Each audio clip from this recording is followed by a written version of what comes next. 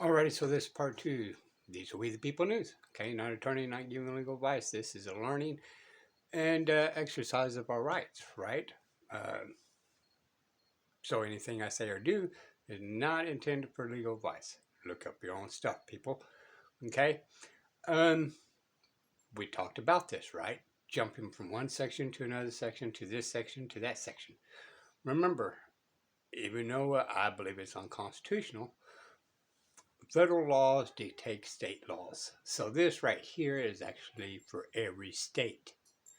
Now you go in there and make your case stronger by you adding your state crap in there, okay? Now, let me clarify. Licensing a commercial vehicle is not unconstitutional. Okay, we're still going into the courts saying unconstitutional. The court say no, no, no, right? It's not unconstitutional, right? Well, they're correct. If you in standing in a commercial capacity, it is constitutional. But when you stand on the other side in your correct standing in court, then it would become unconstitutional. Okay? Same thing as property tax. If you go in there as a taxpayer, well, that's a business, that's commercial, it's not unconstitutional. But when you go in there and stand in the courts that you're not a taxpayer, that becomes unconstitutional. It depends on the standing you go into, people. So there you go. Let's go. Vehicle again. Commercial motor vehicle transportation for compensation. Okay? For compensation. Okay? For compensation. Where we at? You got a motor carrier? Now, mainly the reason why I'm doing this, y'all, not only to show this just not my opinion, but other people's researching this as well. All right. Number two, I don't have the equipment this guy has. Okay. So it's easier for me with what limited resources I have, this right here. Okay. Oh, this stand I have is a CP, all right, water pipe that I cut into, put my phone on to record off my TV. That's my resource, people. Let's go. And you have the private motor carrier. Remember, guys? Remember, guys? Okay, let's go here. Carriers. Private carriers. Okay?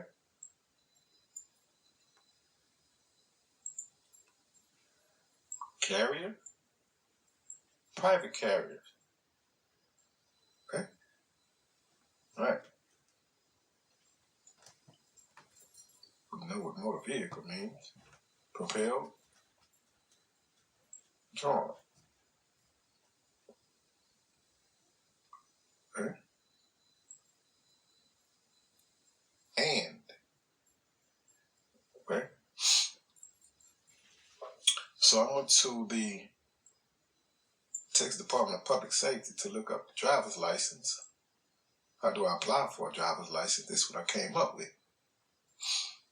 Class A, B, C. Permits the holder to operate any single vehicle or combination of vehicle that is not a Class A or B if the vehicle is designed to transport 16 to 23 passengers and including the driver, okay, or used in part, or used in the transportation of hazardous materials, okay.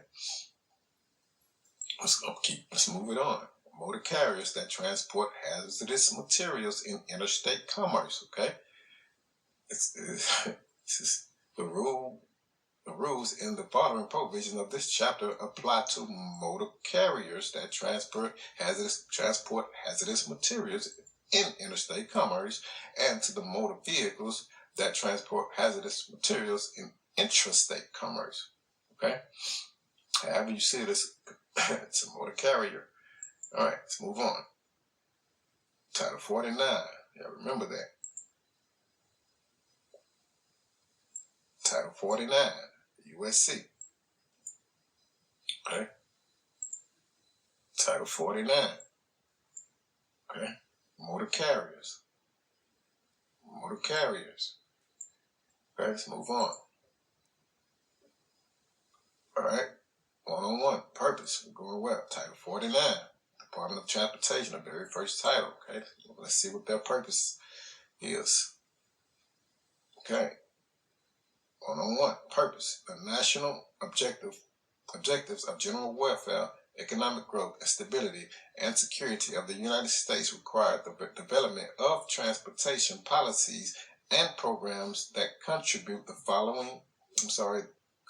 to providing fast, safe, efficient, and convenient transportation at the lowest cost for hire, consistent with those and other national objectives, including the efficient use and conservation of the resources of the United States. Okay, the purpose. All right, let's move on. All right, the powers and duties. Okay, Federal Motor Carrier Safety Administration. Okay, powers and duty.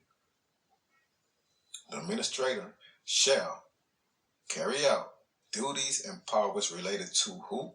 Motor carriers or motor carrier safety vested in the Secretary by Chapter 5, 51, 55, 57, 59, 133 through 149, 311, 313, 315, and 317, and by Section 18 of the Noise Control Act of 1972.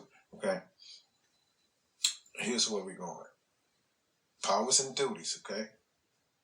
313. Remember that.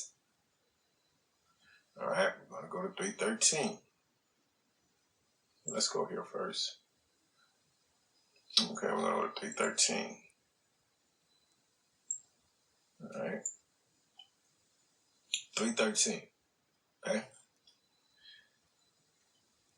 49 USC 313. Okay. It's for motor carriers, mind you. Duties and powers and duties. Duties and powers related to who? Motor carriers. 313.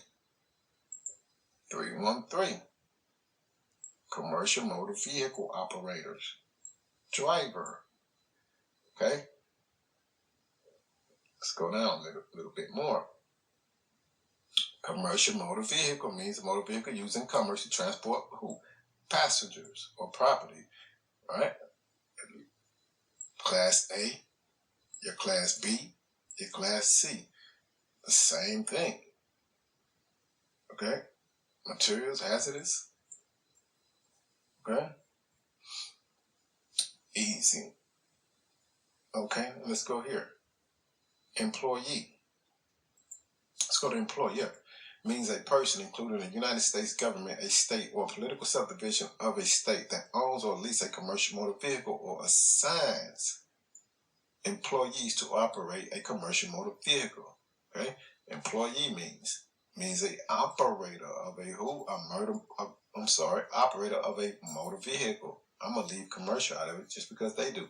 Employee means an operator of a motor vehicle, including an independent contractor when operating a commercial motor vehicle who is employed by an employer.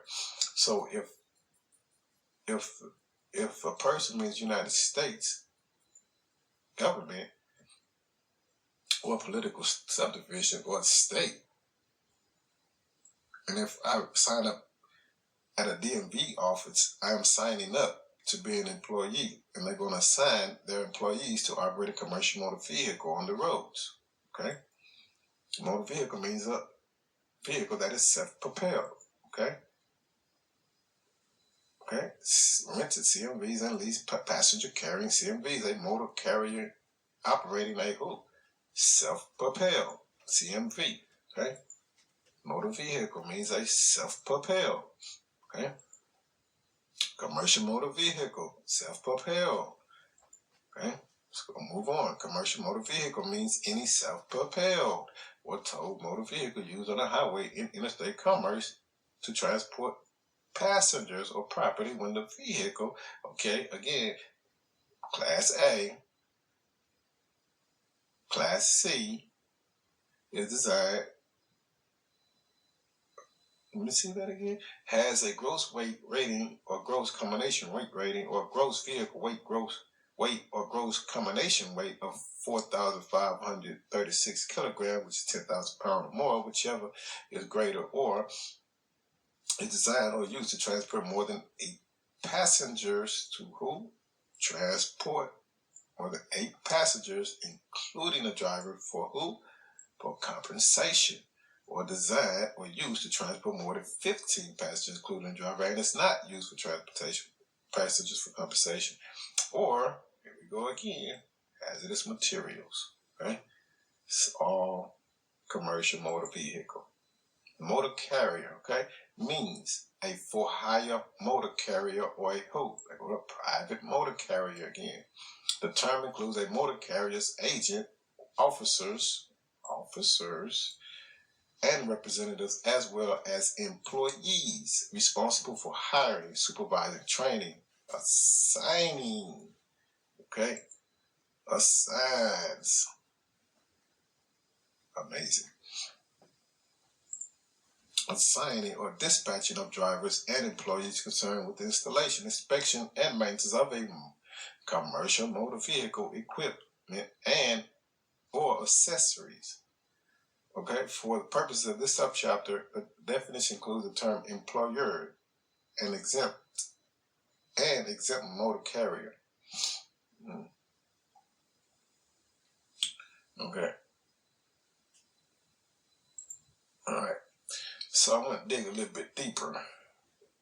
So I stumbled upon a Texas Motor Carrier's Guide to Highway Safety, okay? Texas Highway Patrol, Commercial Vehicle Enforcement, okay? You guys pause, do your own reading. I'm just getting to where I need to go. See, this is all commercial driver license. Classes of commercial driver license, Texas Transportation Code 522.41. Let's go to 522.41. 522.41. Right here. 522.41. Classification, guys. Class A, Class B, Class C. Okay? Commercial driver's license. Okay? Commercial driver's license. I'm sorry, commercial driver license.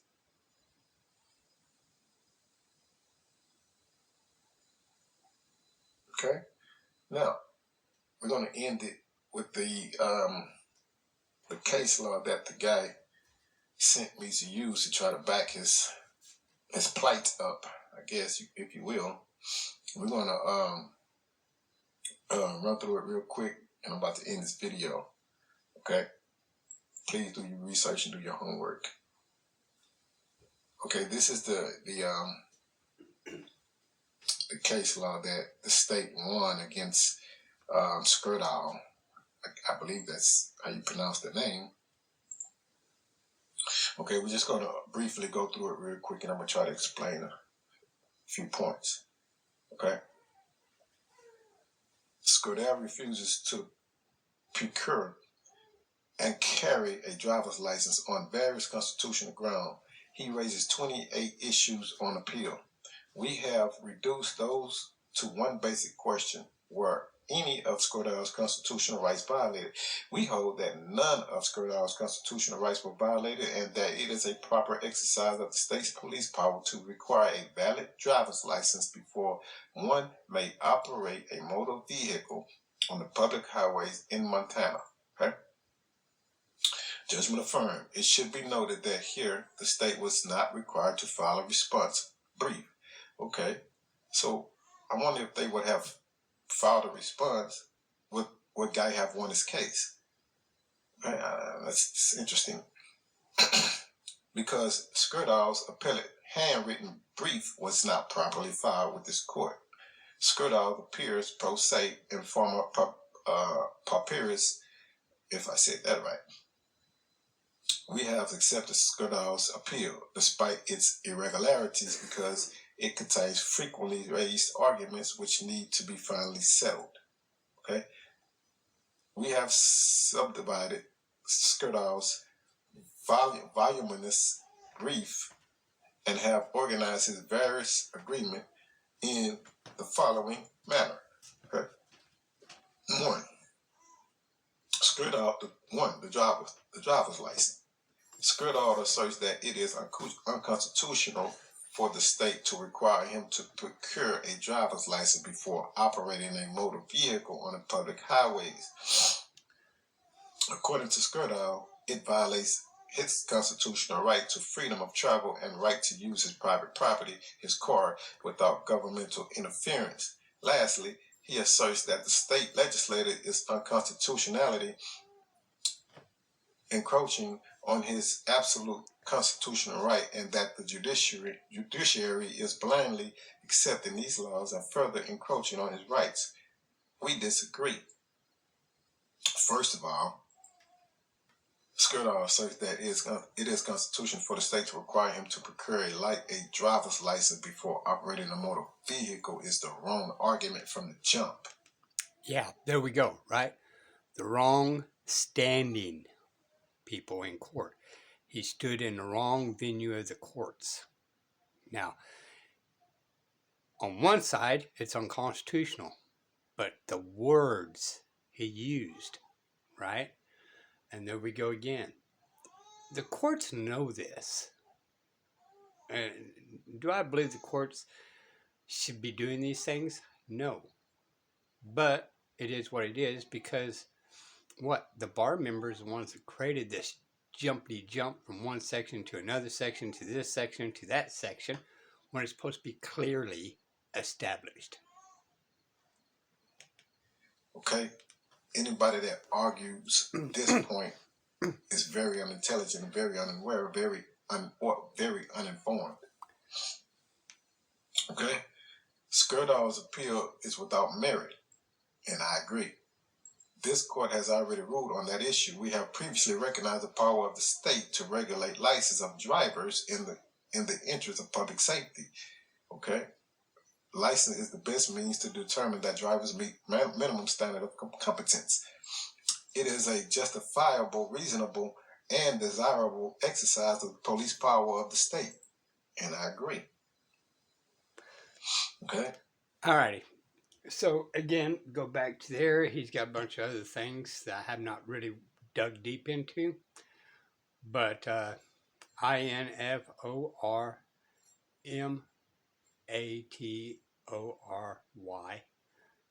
product PORPRODUCT.